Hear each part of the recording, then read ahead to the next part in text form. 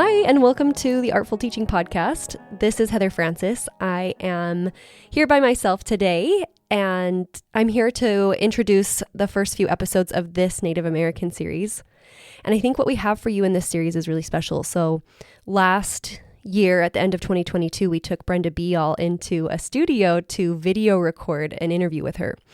Callie Flox and I had noticed anybody could notice when Brenda presents for teachers that a whole flock of teachers just gather around her at the end of her sessions. And her sessions don't always end on time because there's so much that she has to share with teachers, and teachers just keep raising their hands.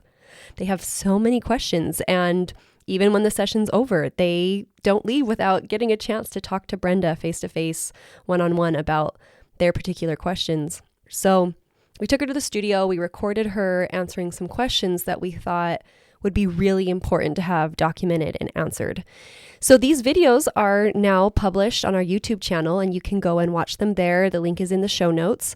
So that's what we are presenting for you here in this fourth Native American series on the Artful Teaching Podcast. So today we're going to play two of the questions Brenda answered in the recording studio.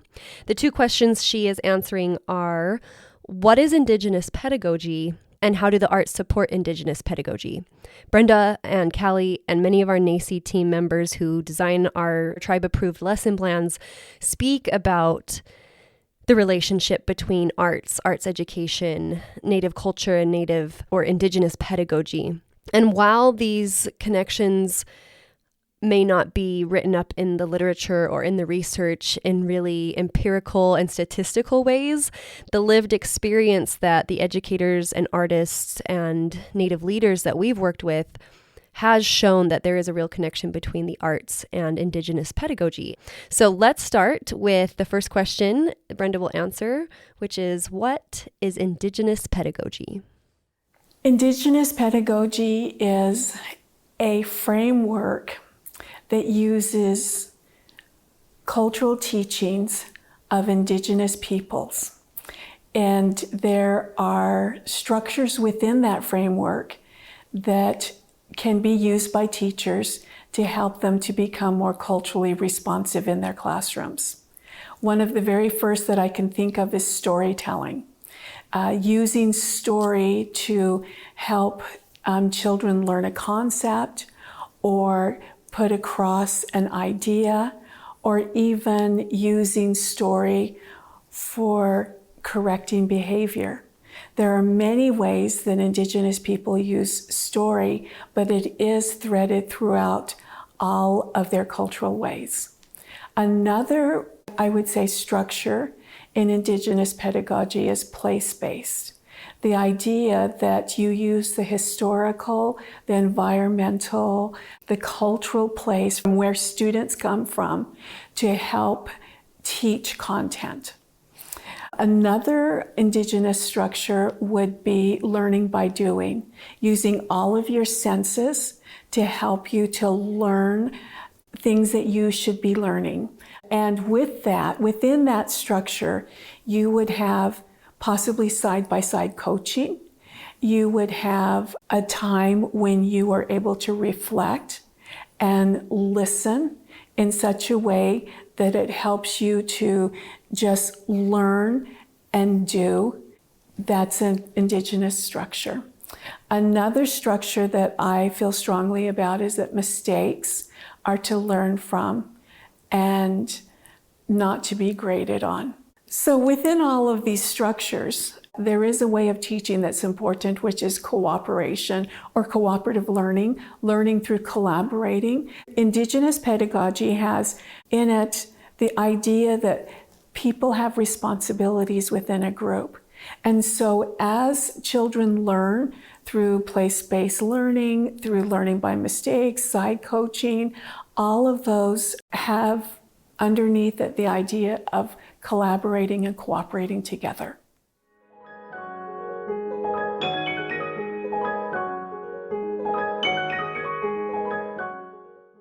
So the next question that I asked Brenda is about the connection between the arts education, and Indigenous pedagogy. And she actually uses all of these elements of Indigenous pedagogy and uses storytelling to teach us about how the arts and these pedagogies are connected. So I hope you enjoy this answer as well.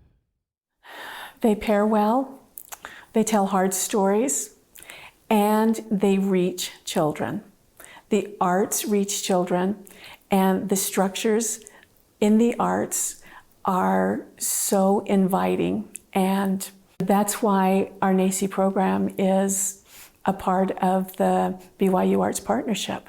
We went on a tour yesterday to an art department. And as we were traveling through the different spaces within it, I noticed Indigenous pedagogy just genuinely and authentically being used. We went into an art gallery, and it was a faculty art show. And each of the faculty members was telling a story through their art and through their medium. And it started with maybe their own cultural story, their own historical way, or it was place-based in the environment. We went to another space, and there were students who were doing printmaking. And there was one student who had the same print. There were just so many prints on her table.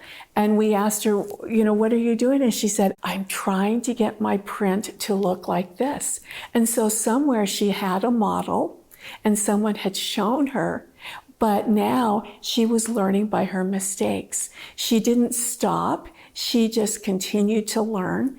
And so she was becoming resilient in her art, and she was also learning by doing. Another place that we went, they were oil painting, and there was a still life there. And as the girl painted, she kept looking at the still life, looking at her colors, and there was a teacher right there in the middle of the room who was right there, willing to side coach, willing to model. And she was in a safe space where she could experiment and learn.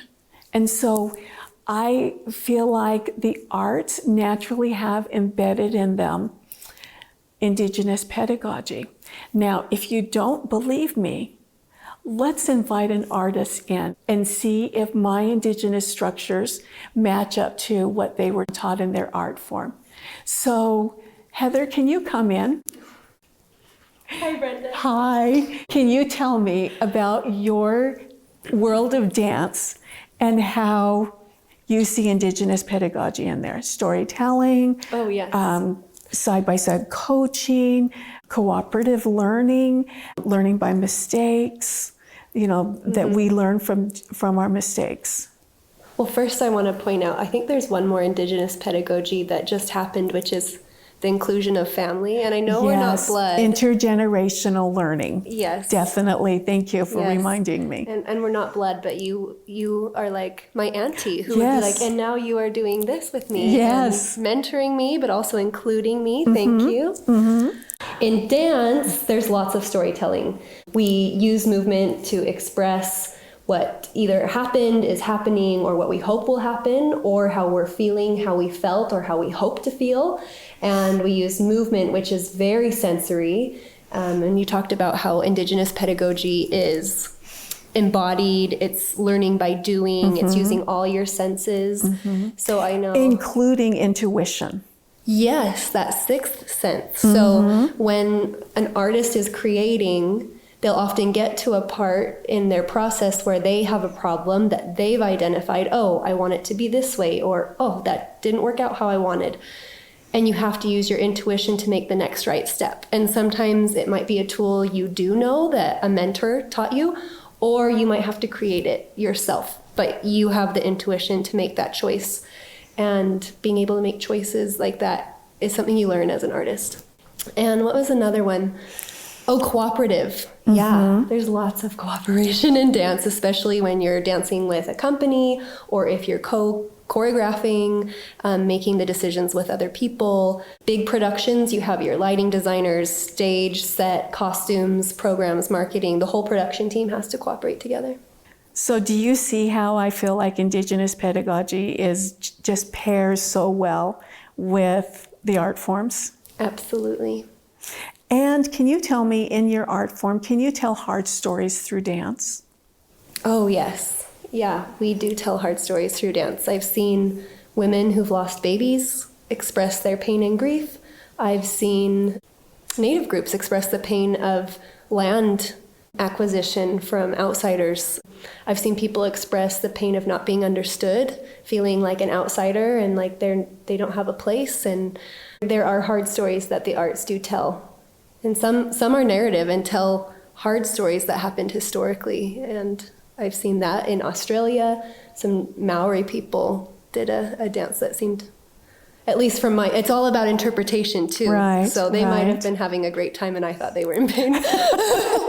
So who knows? But that's okay because you have different perspectives there. Yeah. Yeah. Thank you for joining me. No, thank you.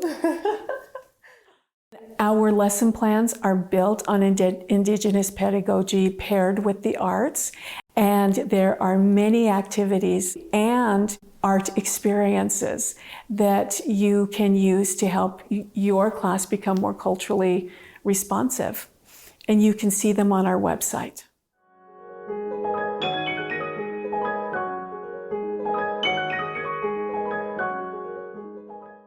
All right, well, there you have the first 2 questions and answers that Brenda recorded at the video studios last semester. I hope you learned something about Indigenous pedagogy, that you got an opportunity to reflect on how you use Indigenous pedagogy in your classroom, or maybe you have envisioned ways that you can use it in the future in your classroom. I think it's really great to hear about these strategies from Brenda Beyal, as she is an authentic voice to the lived experience as a Navajo Dine woman and as an educator. So I hope you enjoyed it. Thank you so much for joining us. Our next 2 episodes will be filled with more questions and answers from Brenda. So I look forward to sharing that information with you and hope you have an artful day.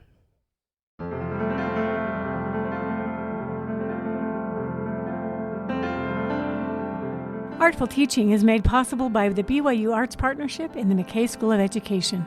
Thanks to James Houston for editing this podcast. Music was generously provided by Connor Chi, a Navajo Diné composer and performer.